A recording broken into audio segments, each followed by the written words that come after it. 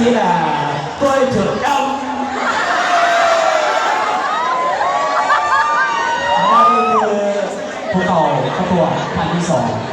ใส่ชุดเดี่ยวพี่น้องที่เรามาอยู่เล่าหลายปีแล้วแต่ว่า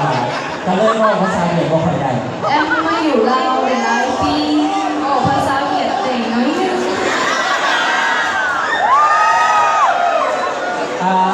ที่เราห้ามประเทศลาวบอกประเทศเราไล่ๆครับผู้เบี่ยไม่หนิงไล่ที่แหละห้ามคนยืนอยู่ดีก่อนคนยืนอยู่นี่ทางไล่ก็รู้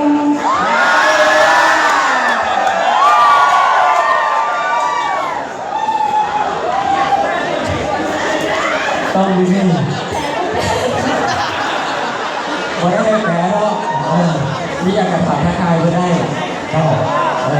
ทักทายพูดจักรดูบ่อยพูดจักรดูบ่อย มากสุดแล้วโอ้มากสุดแล้วเป็นงานที่แอมบอก